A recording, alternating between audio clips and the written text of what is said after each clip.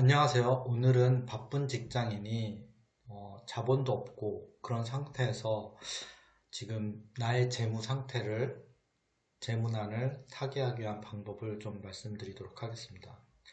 우선 어떤 것을 투자한다라는 것은 나의 현재 재무 상태를 명확히 이해하고 내가 나아갈 방향을 정하는 것이 중요합니다. 그리고 나서 어떤 것이 좋을지 투자 수단을 선택을 하는 거고요. 그래서 나의 수입 현황, 나의 지출 현황, 나의 자본 현황, 나의 부채 현황을 이해를 하셔야 되고요.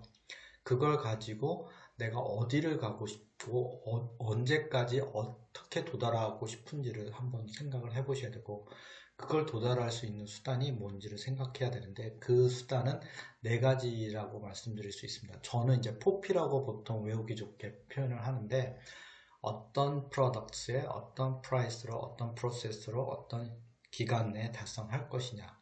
그래서 예를 들면 이제 교통수단으로 제가 예를 들었는데, 저는 지금 서울에서 하와이를 가고 싶은데 하와이를 8시간 만에 가고 싶다는 거죠. 하루 만에.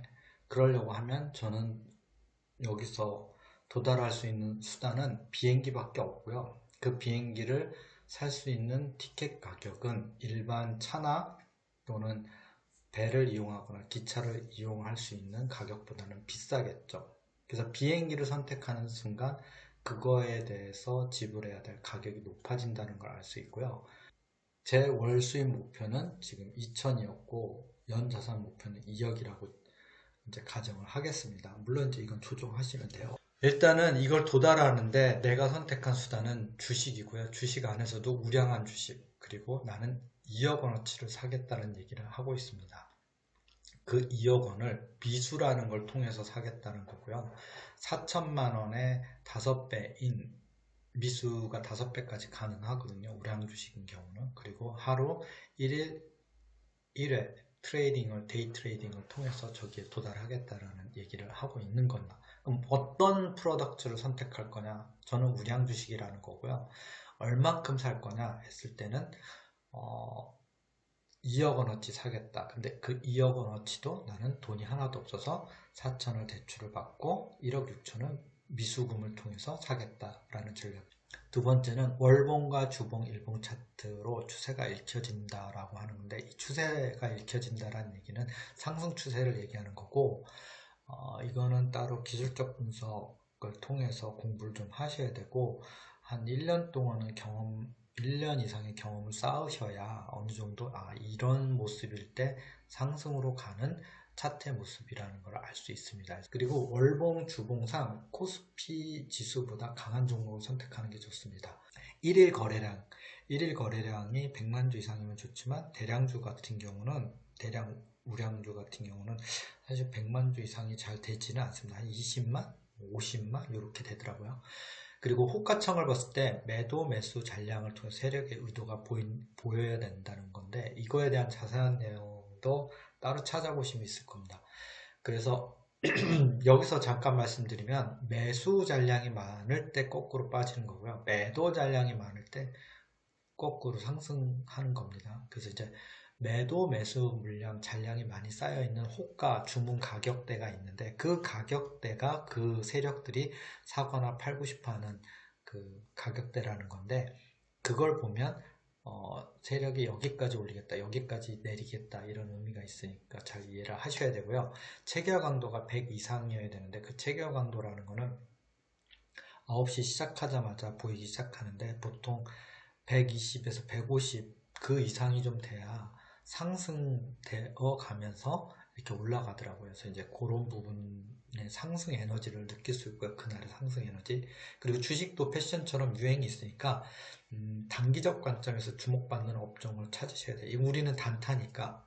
그 다음에 외국인과 기관이 동시에 매수하는 종목이 유리합니다. 아무래도 돈이 있는 세력들이 같이 사고 있다는 것은, 그것도 하루 이틀만 사는 게 아니라 며칠 동안 쭉 사는 경향이 있거든요. 그래서 이제 그런 걸 보면서 상승 여력이 계속 있고 매수세가 강하다는 거 있기 때문에, 거기에 편승해서 우리가 트레이딩을 하면 좀 뭐지? 이길, 돈을 벌 수 있는 확률이 높아지겠죠. 그리고 그 10개 종목 정도만 딱 선정해 놓고 그 안에서 내가 오늘 승부를 보겠다 라고 생각하시는 게 좋습니다. 단타로 미수를 하겠다는 거고, 시간은 30분 내에 결과를 얻겠다는 겁니다. 우리는 단타이기 때문에. 그래서 이제 그걸 보면서 이제 원칙을 좀 정해야 되는데, 제일 중요한 거는 매번 거래할 때마다 동일 투자 금액이 되도록 유지한다는 겁니다.